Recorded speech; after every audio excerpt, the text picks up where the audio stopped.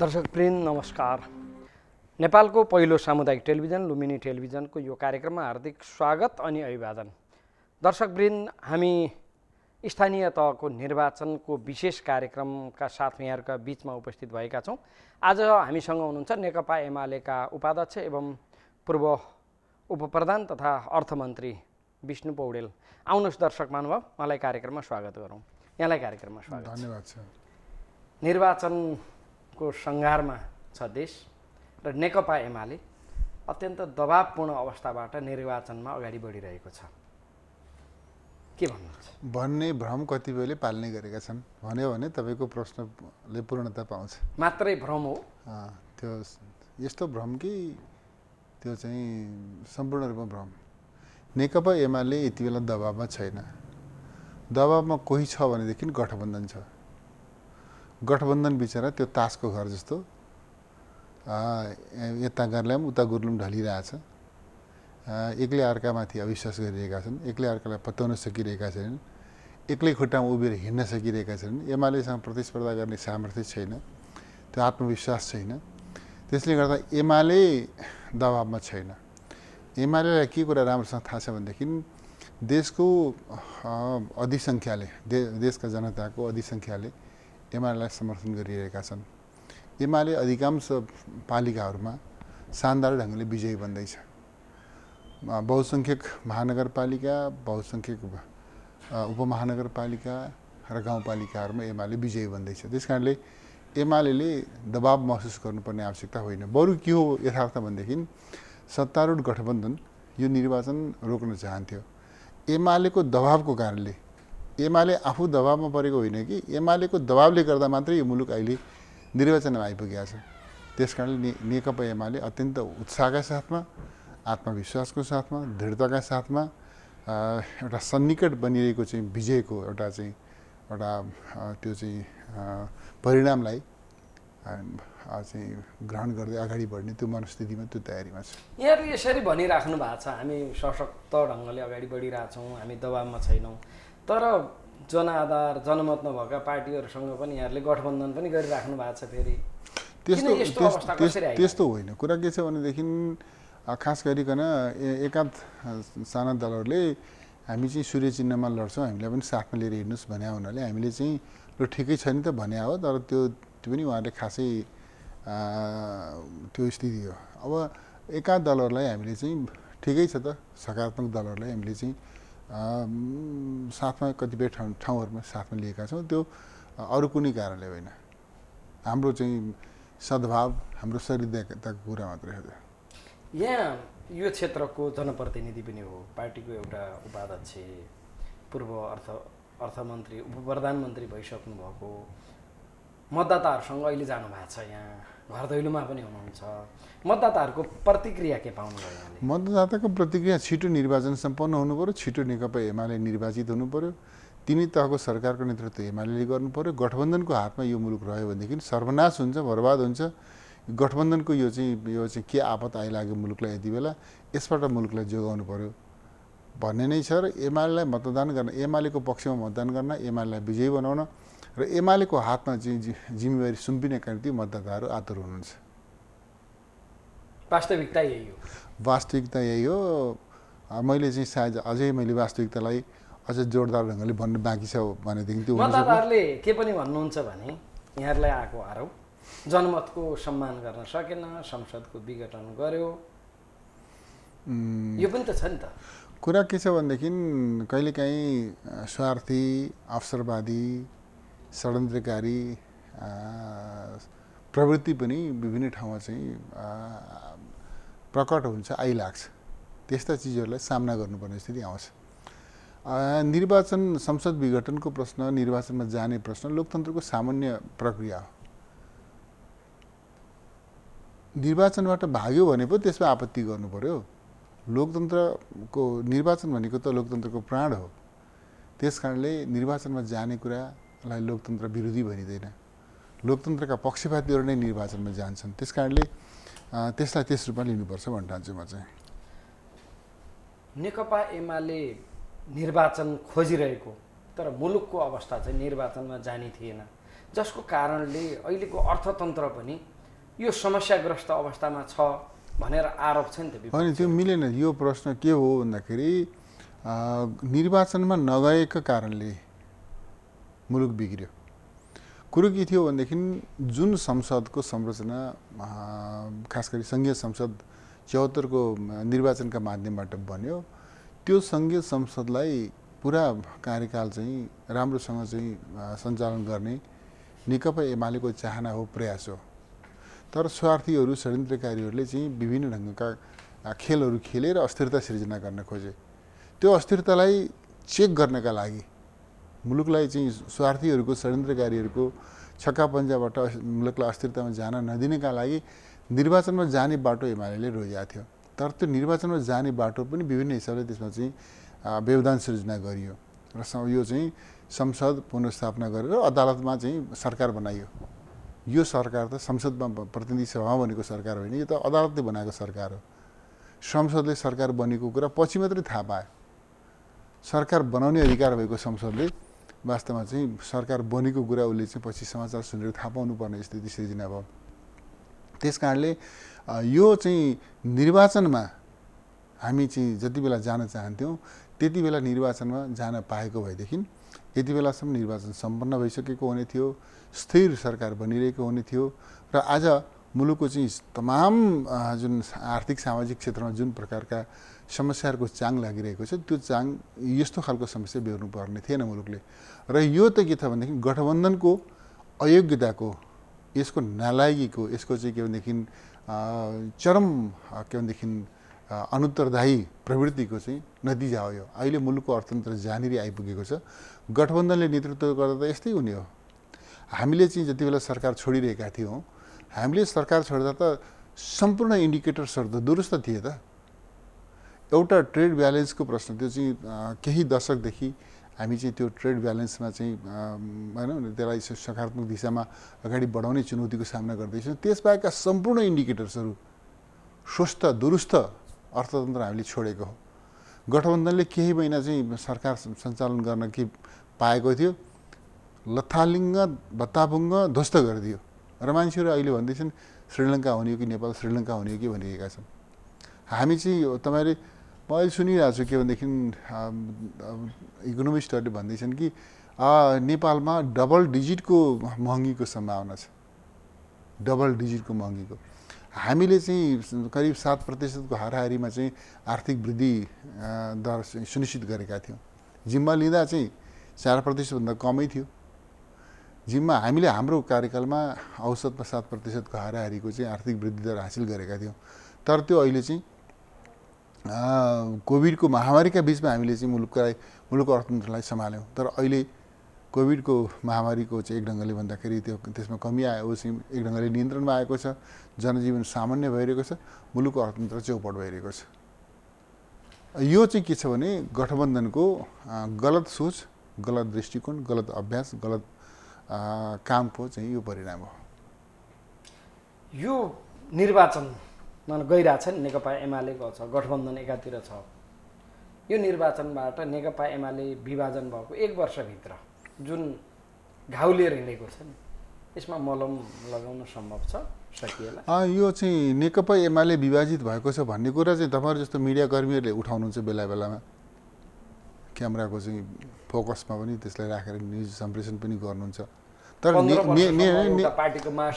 त्यो छोड्नुहोस् न महासचिव, यस्ता दर्जा कुनै व्यक्तिको दर्जाले चाहिँ सब चिज तय गर्दैन। म तपाईँलाई बताउन चाहन्छु, नेपाली जनतालाई नेकपा एमाले विभाजित छ भन्ने थाहा छैन।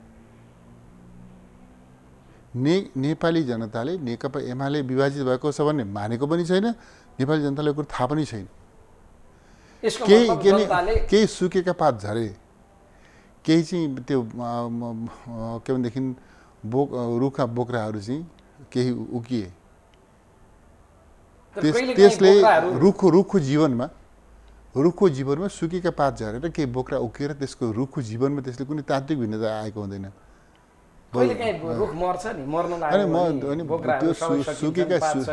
त्यस्तो होइन। कुरा के हो भनेदेखि त्यो त मर्न लागेको छ कि नयाँ ढङ्गले चाहिँ पालो हालेर अझ चाहिँ हरियालीका साथ अगाडि बढ्दैछ भन्ने त परिणामले देखाइरहेको छ। त्यस कारणले मैले दोहोऱ्याएर भन्छु कि नेकपा एमाले विभाजित भएको छैन। विभाजित भएको छ भन्ने कुरो नेपाली जनताले मान्दा पनि मान्दैन। नेकपा एमाले सग्लो छ, सुदृढ छ, व्यवस्थित छ। केही स्वार्थीहरू, केही अवसरवादीहरू किनारा लागे, त्यो चाहिँ स्वाभाविक हो। यसको मतलब विगतमा जे अवस्था थियो नेकपा एमालेको त्यही अवस्था रहन्छ यो स्थानीय तहको निर्वाचनमा देखाउँछ। कहाँ त्यसो भन्दैन? विगतको अवस्थामा एमाले सीमित रहन्छ, अझै बढी जित्छ। एमाले त म भनिरहेको छु कम्तीमा 60% स्थानीय तहको निर्वाचनको चाहिँ कम्तीमा 60% जनप्रतिनिधिहरूमा नेकपा एमाले एक्लै जित्छ। अघिल्लोचोटि हामी 60% पुगेका थिएनौँ। 74 को निर्वाचनमा हामी 40-45 को हाराहारी प्रतिशत जितेका थियौँ। एमाले एक्लैले यसपटकको निर्वाचनमा यो चाहिँ 60% त मैले के भनेको छु ग्राफको चाहिँ यो चाहिँ त्योभन्दा तल ग्राफ ओर्लिने सम्भवै छैन। हामी त्यो ढङ्गले गर्दैछौँ। तर गठबन्धनका नेताहरू त भनिराख्नु भएको छ एमालेलाई सिद्ध्याउने उहाँहरूको एउटै एजेन्डा छ। त्यो छ, जोगिनुहुन्छ, जोगाउन सक्नुहुन्छ। बिचरा उहाँहरूले चाहिँ एमाले सिद्ध्याउने सपना देख्नुभन्दा आफ्नो अस्तित्व रक्षा गर्ने कोसिस गरे हुन्थ्यो होइन। एमाले सिद्ध्याउन त बिचरा उहाँहरूले कहाँबाट सक्ने? आफ्नो अस्तित्व रक्षा।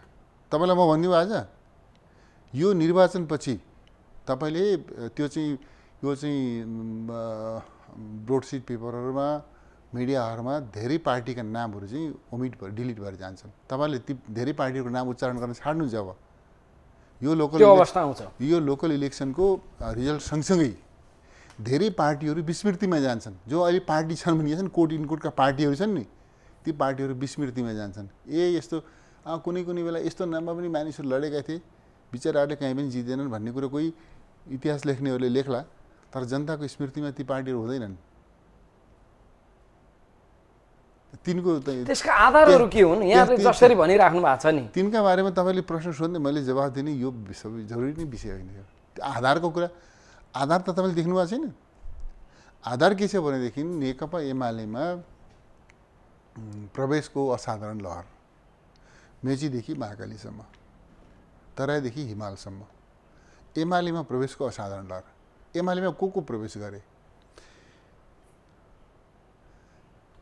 जनप्रतिनिधिहरू, राजनीतिक पार्टीका विभिन्न राजनीतिक पार्टीका नेताहरू, कार्यकर्ताहरू, सामाजिक जीवनका लब्ध प्रतिष्ठित व्यक्तित्वहरू, विभिन्न विधाका अग्रजहरू हजारौँको सङ्ख्यामा, लाखौँको सङ्ख्यामा पार्टीमा प्रवेश गरेका छन्।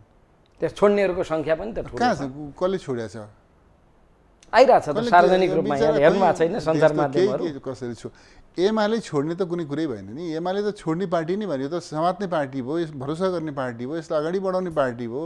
मानिसले त्यसो हिजो तपाईँले हेर्नु न, मध्य प्रदेशको कुरा गर्नुहोस्, 2 नम्बर प्रदेश, एक समयमा हाम्रो अध्यक्षले राष्ट्रिय अभियानको नेतृत्व गर्दै मेची महाकाली अभियानको चाहिँ एउटा चाहिँ दौरानमा त्यो बाटो भएर हिँड्दाखेरि साङ्घातिक आक्रमण भएको थियो। आज त्यो ठाउँमा सबभन्दा ठुलो स्वागत समर्थन कसैलाई गरिन्छ भने एमालेलाई गरिन्छ, केपी ओलीलाई समर्थन गरिन्छ त्यहाँ। हिजो चाहिँ तपाईँ अहिले वीरगञ्ज महानगरपालिका, अब एमाले चुनाव जित्छ भन्ने कुरामा कुनै दुविधा छ? विराटनगरमा एमाले चुनाव जित्दैछ भन्ने कुरामा कुनै दुविधा छैन। हामी त्यस्ता महानगरपालिकाको चुनाव जित्दैछौँ। अनि यो हामीलाई जति बेला हामी कमजोर छौँ भनिएको प्रदेशको अवस्था त्यस्तो छ। अन्तको के कुरा गर्नु छ तपाईँ? नेसन वाइड हामी शानदार ढङ्गले जित्दैछौँ। नेकपा एमाले को नेतृत्वमा जसरी यहाँहरूले उत्साहका साथ सरकार बनाउँछौँ भनेर लाग्नु भएको छ नि, यसले गरेको सङ्केत र विगतमा देखिएको सिनारियो र नेकपा एमाले ल्याएका कार्यक्रमहरूको एउटा बेस हो भनेर भनिराख्नु भएको छ। सधैँभरि एउटै एजेन्डालाई लिएर किन हिँडिराख्या भने? एउटा एजेन्डा कि हामीले किन एउटा एजेन्डा भन्नुहुन्छ भनेदेखि त हामीले एउटा राष्ट्रिय आकाङ्क्षा निश्चित जनताको चाहनालाई राम्रोसँग चाहिँ पहिचान गरेर हामीले एउटा राष्ट्रिय आकाङ्क्षा, सिङ्गो राष्ट्रको यो हो आकाङ्क्षा भनेर समृद्ध नेपाल सुखी नेपालीको हामीले राष्ट्रिय आकाङ्क्षा हो, यो हो सम्पूर्ण नेपालीको साझा आकाङ्क्षा यो हो भनेर सूत्रबद्ध गरेका छौँ। यसलाई तपाईँले दोहोऱ्याएको भन्नुहुन्छ भनेदेखि त के भन्नु छ? नभए एजेन्डाको हिसाबले एउटा त्यस प्रकारको अग्रगामी एजेन्डा परिवर्तनकारी एजेन्डा, जनताको मन छुने एजेन्डा, राष्ट्रका आवश्यकतालाई सम्बोधन गर्ने एजेन्डा भएको पार्टी त एमाले मात्रै छ। अरूसँग के एजेन्डा छ? केही पनि छैन। त्यस कारणले एजेन्डाको हिसाबले हामी त्यो ठाउँमा छौँ। हामीले पुरानै कुरा के दोहोऱ्याएका छौँ? पुराना कुरा पनि भनेका छौँ, नयाँ कुरा पनि हामी भनिरहेका छौँ। एजेन्डाको हिसाबले त हामीसँग तुलना गर्ने अर्को कुनै पार्टी त पाउनुहुन्न। तर सपना मात्रै देखाउनु भयो। जनताले त त्यही भनिरहेछन् नि त। जनताले त्यो भनेका छैनन्। जनताले के भनेका छन् भने एमाले सपना पनि देखायो, त्यो सपनालाई कार्यान्वयन गर्ने कार्ययोजना पनि बनायो, त्यो कार्ययोजना कार्यान्वयन गर्दै अगाडि पनि बढ्यो र एमाले विरोधीहरूले त्यो सहन नसकेर त्यसपछि एमालेका विरुद्धमा भनौँ गैर लोकतान्त्रिक ढङ्गले आक्रमण गरे। त्यो चाहिँ अदालत समेतलाई चाहिँ त्यसमा चाहिँ को साथ लिए, सहयोग लिए। त्यस कारणले एमालेलाई अदालतको आदेशबाट सत्ताच्युत गरिएको एमालेलाई हामी जनताको आदेशबाट पुनर्स्थापित गर्नुपर्छ भन्ने आम जनमतको चाहिँ यो ठम्याइयो छ। यही स्टुडियोबाट मैले यस अगाडि जो यहाँसँग अब यो प्रश्न नदोहोऱ्याउने भनेर उठेको थिएँ, तर बजारमा आएको विषय, यहाँ गृहनगरमा हुनुहुन्छ, निर्वाचनको सङ्घारमा हुनुहुन्छ, तर मैले क्षमा मागेर भन्नुपर्छ राजधानीको विषय फेरि उठेको छ। यसलाई कसरी जवाफ दिनु? यो चाहिँ राजधानीको विषय चाहिँ रूपन्देही बुटवललाई चिन्न नचाहने, बुटवलको विकासलाई बुझ्न नसक्ने कतिपय मानिसहरूको आग्रही टिप्पणी मात्रै हो। स्वाभाविक रूपमा राजधानीको प्रश्न, प्रदेशको केन्द्रको प्रश्न चाहिँ प्रदेश सभाको विषय थियो। यहाँका जनताले यहाँ हुनुपर्छ भनेका थिए। त्यस कारणले यहाँका जनताको चाहना अनुरूप हामीले यहाँ हुनुपर्छ भन्यो। प्रदेश सभाले फरक निर्णय गर्यो। यो एउटा विषय भयो। तर म भन्छु रूपन्देहीलाई विकासका मानक, त्यो चाहिँ विकासका सबै इन्डिकेटर्सहरूको हिसाबले हेर्नुहोस्। हामी यसलाई प्रदेशको राजधानीको के देशकै केन्द्र बन्दैछ, यो देशको केन्द्र बन्दैछ रूपन्देही। यो विश्वास दिलाउन किन कि देशको केन्द्र म तपाईँलाई किन विश्वास नदिलाउने? म अहिले चाहिँ मतदानका माध्यमबाट व्यक्त हुँदैछ, हेर्नुहोस् न, विश्वास छ कि छैन जनतालाई? निर्वाचनमा त्यो जनताको विश्वास अभिव्यक्त हुन्छ नि। म तपाईँलाई बताउन चाहन्छु, अहिले चाहिँ नेपालको विकास प्रयासलाई नजिकबाट अध्ययन गर्ने विकास अभियानका अध्येताहरूले के भन्छन् भन्दाखेरि अहिले सबभन्दा विकासका दृष्टिकोणले सबभन्दा द्रुत गतिमा विकास को यात्रामा हिँडिरहेको ठाउँ कुन हो? रूपन्देही हो, बुटवल हो। यसलाई चाहिँ हामी यसले जुन ढङ्गले विकासका कदमहरू चालेको छ, यसले चालेका कदमहरूलाई हामी यसलाई एक्सपान्सन गरिदिउँ, नेसन वाइड एक्सपान्सन गरिदिउँ भने देशको विकास भनेको त्यही हो। अर्को विकासका निम्ति अर्को कुनै नमुना खोज्नै हिँड्नु पर्दैन। यसले जुन ढङ्गले विकास गरिरहेको छ त्यो विकासलाई हामीले अरू ठाउँमा चाहिँ अनुसरण गरिदियो भने, एक्सपान्सन गरिदियो भने त्यही देशको विकास हो भनिरहेका छन् स्वतन्त्र ढङ्गले अध्ययन गर्नेहरूले। तपाईँ हेर्नुहोस्, हामीले जुन जस्ता योजनाहरू सुरु गऱ्यौँ, जस्ता योजनाहरू कार्यान्वयन भइसके, जुन योजनाहरू अन्डर कन्स्ट्रक्सन छन्, जस्ता योजनाहरू सुरु हुँदैछन्, यी चिज सम्पन्न भएपछि यहाँ तपाईँले के चाहिँ गर्न बाँकी रहन्छ? ल मलाई बताउनुहोस् त। तर दैनिकीसँग जोडिएका परियोजनाहरू लामो समयदेखि अड्किरहेछन्। म बताउँछु नि त। त्यसपछि अड्किरहेका छन् त सुरु भएको हुनाले अड्किए। सुरु नै गर्ने हामीले जे गर्दैछौँ कतिका निम्ति यो त कल्पनाभन्दा बाहिरको विषय थियो। म तपाईँलाई बताउन चाहन्छु, बुटवलदेखि मेची, यो पूर्व पश्चिम राजमार्ग त बुटवलदेखि गैँडाकोटमा मात्रै छैन नि, मेचीदेखि महाकाली छ नि। मेचीदेखि महाकालीसम्म फैलिएको यो राजमार्गलाई 6 लेनमा अपग्रेड गर्ने कामको सुरुवात कहाँ भयो? यहीँ बुटवलबाट भएको भएन? बुटवल गैँडाकोट हामी 6 लेन एउटा हाइवेका रूपमा यसलाई स्तरोन्नति गर्दैछौँ, हामीले गर्दैछौँ। बाहिर भए पनि हामीले गर्दैछौँ त। यो त बुटवलको मात्रै छुट्टै विकास गर्ने त प्रश्न भएन नि, दायाँ बायाँ पनि सँगसँगै विकास गर्नुपर्छ। हामीले के गर्दैछौँ? एक समयमा मान्छे के भन्थे भने यो सिद्ध बाबाको चाहिँ सुरुङ मार्ग भन्दाखेरि मान्छेले मलाई गिज्याउँथे, यो के भन्छ विष्णु पौडेलले सुरुङ मार्ग भन्छ भने।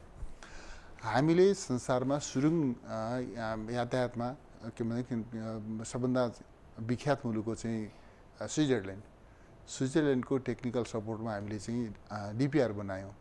नेपाल सरकारले बजेट छुट्यायो अनि त्यसपछि चाहिँ टेन्डर भयो। अहिले एउटा कन्स्ट्रक्सनका निम्ति कम्पनी छानिएको छ, उसले डिपिआर रिभिजन गर्दैछ। केही समयभित्र हामी चाहिँ सुरुङ निर्माणको काम अगाडि बढाउँदैछौँ। रकसेट सहितको त्यो चाहिँ हल्लिएका ढुङ्गाहरूलाई झिकेर रकसेट पनि बनाउने, अहिलेको बाटोमा सुरुङ मार्ग पनि गर्ने टिपिकल योजना हामी कहाँ सुरु हुँदैछ। कसले गर्यो? हामी गर्दैछौँ। मान्छेले सम्भव छैन भन्थे, हामी गर्दैछौँ। तर बुटवलका मान्छेले लामोदेखि सपना देखेको बुटवलको पानी फोहोर व्यवस्थापन यस्ता कुराहरूमा त हामी अड्क्यौँ नि। नयाँ ल्याउने पुरानो छोडिदिने। एउटा कहाँ छोड्ने, कुन चाहिँ छोड्ने? तपाईँले किन पुरानो भएन? 15 वर्ष भइसक्यो पानी खाने सपना। पानीको कुरा, पानीको सपना चाहिँ म मान्दछु कि पानीको सपना, पानीको योजना, खास गरिकन पानीको योजना कार्यान्वयनमा केही विलम्ब भएको छ, जसले गर्दा हामी स्थानीय स्तरमा बोरिङ डिबोरिङ गरेर अरू विभिन्न अल्टरनेटबाट पनि खानेपानीका समस्याहरू समाधान गर्दै हामीहरू अगाडि बढ्नु परेको अवस्था छ अहिले। म यो कुरा मान्दछु। तर झुम्सा खोला खानेपानी आयोजना यो त करिब करिब मेलम्चीपछिको दोस्रो ठुलो आयोजना भन्दा हुन्छ यसलाई। देशकै दोस्रो ठुलो, यो त अरबौँको लागतमा निर्माण सम्पन्न हुने आयोजना हो। यो आयोजनालाई हामीले चाहिँ केन्द्रीय योजनाका रूपमा सूचीकृत गरेर त्यसका निम्ति बजेटको व्यवस्था गरेर त्यसको निम्ति निर्माण प्रक्रियालाई अगाडि बढाउनका निम्ति खानेपानी संस्थानलाई जिम्मा दिएर हामी अगाडि बढेका छौँ। अब खानेपानी संस्थानको एउटा कुरा के छ भनेदेखि खानेपानी संस्थानका निम्ति यो चाहिँ अलिकति बोजिलो योजना, त्यति उसले उसको क्षमताको हिसाबले अलिकति उसले ठिक ढङ्गले सम्पादन गर्न सकिरहेको छैन। उसले पनि सिक्दै अगाडि बढ्दै गर्ने अवस्थामा छ। खानेपानी संस्थानको क्षमतालाई अभिवृद्धि गरेर यो आयोजनाको शीघ्र कार्यान्वयनमा हामीले लग्नुपर्छ। तर यो हामीले खानेपानी योजनालाई कसरी सम्पन्न गर्दैछौँ? 19 वडाका बुटवलका 19 वडाका सबै घरहरूमा हामी चाहिँ शुद्ध र पर्याप्त पानी वितरण गर्ने गरी खानेपानीको प्रसारण लाइनको व्यवस्थापन गर्दैछौँ। त्यसको चाहिँ समग्र चाहिँ त्यसको म्यापिङ तयार भइसकेको छ। खानेपानी खास गरिकन त्यो झुम्सा खोलाबाट खानेपानी चाहिँ त्यसपछि चाहिँ त्यहाँबाट हामी लिएर आएर त्यसलाई ट्रिटमेन्ट प्लान्टमा राख्ने, त्यसपछि ट्रिटमेन्ट गरेर त्यसपछि चाहिँ इन्टेकमा राख्ने र त्यसपछि वितरण गर्ने त्यो तयारी अगाडि बढिरहेको छ। यसमा केही विलम्ब भएको छ, तर हामी ताकिदा गरिरहेका छौँ खानेपानी संस्थालाई।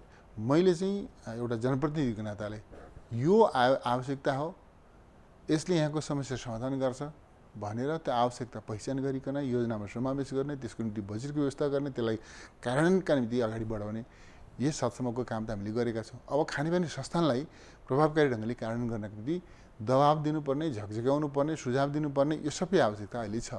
तर यो आयोजना केही विलम्ब भएको छ, तर कार्यान्वयन हुन्छ।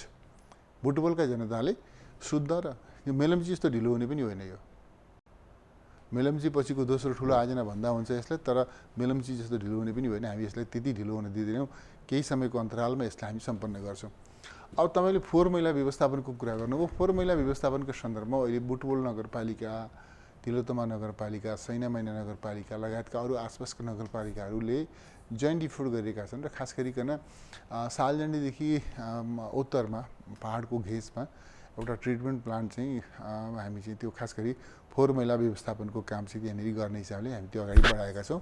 र अब मेरो विचारमा बुटवल सबै दृष्टिकोणले सफा र स्वच्छ सहर, बुटवल मात्रै होइन आसपासका नगरपालिकाहरू स्वच्छ र सफा सहरका रूपमा चाहिँ आफ्नो चाहिँ उपस्थिति उनीहरूले चाहिँ प्रस्तुत गर्छन् जस्तो मलाई लाग्छ। यसको मतलब भविष्य सुन्दर छ, उज्यालो छ, सम्भावनाहरू नजिक छ धेरै। अब तपाईँ भन्नु न, मान्छेले कति त कल्पनाभन्दा बाहिरका पनि हामीले काम गरिरहेछौँ नि। यो चाहिँ तपाईँलाई मलाई त कसैले ज्ञापन पत्र दिएर बुटवल नारायणघाटको बाटो सुरु गरेर त होइन। बुटवल सुनौलीको सडक बनाइदिनु पर्यो भने कसैले मागपत्र पनि दिएर हामीले प्रोएक्टिभ भएर चिजहरू गरेका छौँ। इन्टरनेसनल एयरपोर्टलाई हामी चाहिँ एउटा फुल फ्लेजेड गर्ने भनेर चाहिँ सेकेन्ड फेजको काम सुरु गर्ने हिसाबले जुन गरेका छौँ, कसैले ज्ञापन पत्र दिए त होइन। हामी आफू प्रोएक्टिभ भएर काम गरिरहेका छौँ। बुटवलबाट चाहिँ गोरुसिङ्गेसम्मको बाटो हामी त्यही ढङ्गले बनाउँदैछौँ। हामी सिग्नेचर ब्रिज बनाउँदैछौँ तिनाउमा। हामीले चाहिँ तिनाउ दानामा चाहिँ दर्जनभन्दा बेसी पुलहरू बनाएका छौँ। हामीले तिनाउ दाना कोरिडोर सडक बनाउँदैछौँ। यस्ता महत्त्वपूर्ण आयोजनाहरू, मेडिकल कलेजको कुरा छ। अब एउटा चिज यहाँ मैले चाहिँ अलिकति समय लाग्ने, लगानी पनि ठुलो हुने र खास गरी डिस्प्युट म्यानेजमेन्ट गर्नुपर्ने एउटा विषय के छ भनेदेखि तिनाउ कालीगण्डकी तिनाउ डाइभर्सनको विषय छ। यो तिनाउ कालीगण्डकी डाइभर्सन पनि म दाबीका साथ भन्छु यो आयोजना कार्यान्वयन हुन्छ। यी चिजहरू भएपछि यहाँ के गर्न के बाँकी रहन्छ भन्नुहोस् त। तर हामी धेरै कुरा गर्दैछौँ, तर गर्छौँ भनेका कामहरू गर्न सकिरहेका छैनौँ। धेरै कुरा गर्छौँ, धेरै कुरा गरेका छौँ र गर्छौँ भनेका काम गर्दै अगाडि बढेका छौँ। कामले चाहिँ जुन कतिपय कामले समय माग गर्छ, एउटा अपेक्षित समयभित्र चाहिँ कार्यान्वयन गर्ने हिसाबले अगाडि बढ। मैले भने नि हामीले सुरु गरेका मात्रै अरू सब चिज हामी गर्छौँ। अलिकति थप सिरियसली इनिसिएसन लिनुपर्ने, मिहिनेत गर्नुपर्ने विषय चाहिँ कालीगण्डकी तिनाउ डाइभर्सन हो, यो पनि हामी गर्छौँ। यहाँले पहिलो निर्वाचन रूपन्देहीबाट लड्दा नै यहाँको भोट ब्याङ्कको रूपमा रहेका सुकुम्बासीहरू, भूमिहीनहरूको व्यवस्थापनको कुरा पनि गर्नुभएको थियो, पक्कै पनि स्मरण छ। र अहिलेसम्म आउँदा पनि तिनीहरूले निधार खुम्चाइरहेको अवस्था छ। निधार खुम्चाएको होइन, निधारको गाँठा खुल्दै गरेको अवस्था हो। अहिलेसम्म त्यो निधारको गाँठा खुलिसकेको हुने थियो, मुहारमा हाँसो छाइरहेको हुने थियो, उहाँहरूले लाल पूर्जा पाइसक्नु भएको हुने थियो। हामीले के भनेको थियौँ, मैले यो पछिल्लोचोटि भन्नुहुन्छ भने मैले मतदाताहरू समक्ष भनेको, हामी यहाँहरूलाई अव्यवस्थित बसोबास सुकुम्बासी, भूमिहीन सुकुम्बासीको समस्या समाधान गर्छौँ, अव्यवस्थित बसोबासको समस्या समाधान गर्छौँ र यहाँलाई जग्गाधनी प्रमाण पूर्जा वितरण गर्छौँ भनेको हो। यसबिच हामीले के काम गर्यौँ तथ्यमा उभिएर भन्नु पऱ्यो नि। यसबिच हामीले गऱ्यौँ के भन्दाखेरि हामीले भूमि समस्या समाधान गर्नका लागि, दीर्घकालीन रूपमा समाधान गर्नका लागि आवश्यक पर्ने कानुन निर्माण गऱ्यौँ, नियमावली निर्देशिकाहरू बनायौँ, त्यसका निम्ति आवश्यक पर्ने सम्पूर्ण डकुमेन्टेसनका कामहरू हामीले सक्यौँ। त्यसपछि केन्द्रमा आयोग बन्यो, देवी गेवाली त चर्चित पात्र हो नि, होइन? जितेर पनि पराजित घोषित गरिएको 74 सालको निर्वाचनमा भरतपुरको मेयर पदको प्रत्याशी हुनुहुन्थ्यो, जितेर पनि पराजित घोषित गरिनु भएको एउटा चाहिँ एउटा निष्ठावान समाजप्रति समर्पित एउटा नेता हो। उहाँको नेतृत्वमा हामीले चाहिँ के भनेदेखि आयोग बनायौँ। जिल्लाहरूमा सबै अधिकांश जिल्लाहरूमा हामीले चाहिँ जिल्ला स्तरीय आयोगहरू बनायौँ। पालिकाहरूले, खास गरी गाउँपालिका नगरपालिकाहरूले चाहिँ निस्सा दिइरहेका थिए, अस्थायी नापजाँच गरेर अस्थायी निस्सा दिइरहेका थिए। त्यो निस्सा समेतलाई आधार मानेर चाहिँ आयोगहरूले काम गरिरहेको थियो। नापीहरू, अमिनहरू, नापी टोलीहरू चाहिँ परिचालित थिए। नापजाँचको प्रक्रिया अगाडि बढाइरहेको थियो। अब नापजाँच गर्ने, किता काट गर्ने, फिल्डबुक बनाउने, लाल पूर्जा बनाउने र वितरण गर्ने, यो केही हप्ता केही महिनाको काम थियो। त्यो काम हामी सक्दै थियौँ। यो लोकल इलेक्सनसम्म आइपुग्दा नपुग्दै हामी यो काम करिब सक्ने स्थितिमा हुन्थ्यौँ, वा कम्तीमा पनि 50% भन्दा बेसी हामी यो चाहिँ सकिसकेका हुन्थ्यौँ। त अब एमाले चाहिँ यो भूमिहीन सुकुम्बासीको समस्या, अव्यवस्थित बसोबासको समस्या समाधान गर्ने भयो भनेर छटपेटी भयो केही दलहरूलाई। उनीहरू सरकार गिराउने काममा लागे। सरकार गिरायो नि त गिरायो, ठिक छ, यो गठबन्धन त बनायो, ठिकै छ, बनायो, उनीहरूको आफ्नो सुविधामा बनायो, केही कुरा भएन। तर भूमि सम्बन्धी आयोग त विघटन गर्न हुँदैन थियो नि त। त्यसले त काम गरिरहेको थियो भूमिहीन सुकुम्बासीहरूको पक्षमा, काम गर्न दिएको भए हुन्थ्यो नि। आयोग विघटन गरे, अर्को आयोग बनाएका छन्, त्यो अर्को आयोगले केही गरेको छैन, केही गर्नेवाला पनि छैन। तपाईँलाई म बताउँछु कि चाहिँ नेपाली कङ्ग्रेसको नेतृत्वमा त 47 सालदेखि यता कङ्ग्रेसको नेतृत्वको सरकार मात्रै करिब 20 वर्ष चल्यो नि। यो 20 वर्षमा 20 जना भूमिहीन सुकुम्बासीले कङ्ग्रेसको तर्फबाट कङ्ग्रेसको सरकारको नेतृत्वमा लाल पूर्जा पाएका छन्? छैनन्।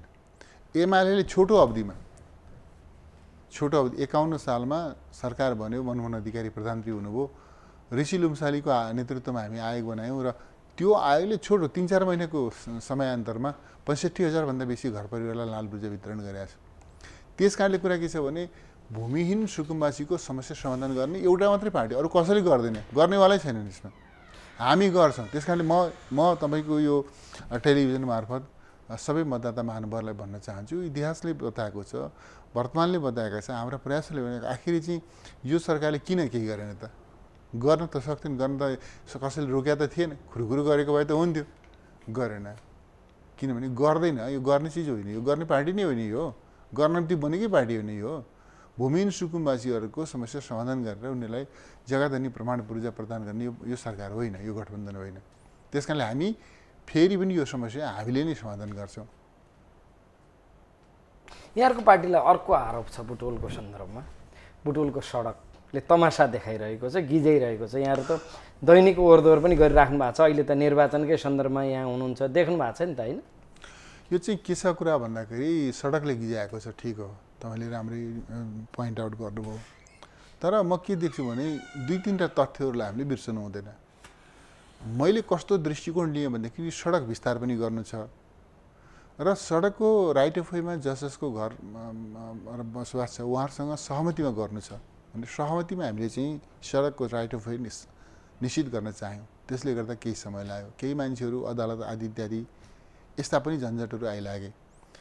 तर अहिले हामीले सहमतिमा, घरधनीहरूको सहमतिमा हामीले सडकको राइट अफ वे निश्चित गरेर टेन्डर गऱ्यौँ। टेन्डर भयो, निर्माण प्रक्रिया सुरु भएको छ। यो निर्माण काम केन्द्रीय सरकारले अगाडि बढाउनु पर्ने, सडक विभागले अगाडि बढाउनु पर्ने काम हो। यो चाहिँ यहाँ के छ भने बुटवलका जनतालाई दुःख दिने काम त्यो सरकारले गरेको छ। यो सडक बन्यो भनेदेखि त्यसको जस एमालेलाई जान्छ भनेर ढिलो गर्न कामती यो सरकार ढिलो गर्न हुन नदिन जतिसुकै कोसिस गरेर नि अब त हुन नदिन त सम्भव छैन। यो त बन्छ धेरै चिटिक्क धेरै राम्रो बाटो बन्छ, झिलिमिली बाटो बन्छ, हेरौँ लाग्ने बाटो बन्छ। यसको मतलब सरकारकै योजनामा काम रोकिरहेछ। अहिले चाहिँ के छ भने यसलाई जो काम यो गर्यो भनेदेखि त जस चाहिँ एमालेलाई जान्छ, किन एमालेलाई जस दिने भनेर रोक्ने छेक्ने भन्दा के गरिरहेछ तपाईँलाई म बताउँछु नि यहाँ के रोकिएको छ। गौतम बुद्ध अन्तर्राष्ट्रिय विमानस्थलको सेकेन्ड फेजको काम सुरु गर्नका लागि 14 अर्ब चाहिन्थ्यो। त्यसको डिपिआर बनिसकेको छ, 14 अर्ब पैसा चाहिन्छ।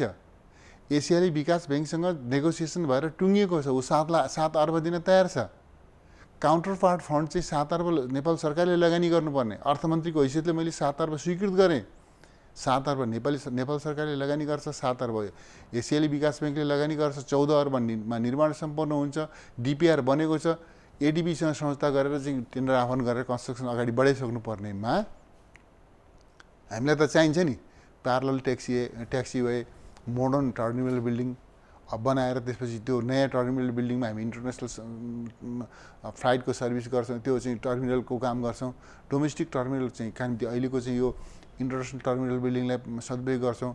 अनि अहिले चाहिँ डोमेस्टिकको निम्ति जुन थोत्रो संरचना छ त्यहाँ त्यसलाई डिसमेन्टल गरेर चाहिँ हामी पार्किङ अरू ग्रिनरीका कामहरू गर्छौँ भनेर गरेको यो सरकारले रोकिदिएको छ।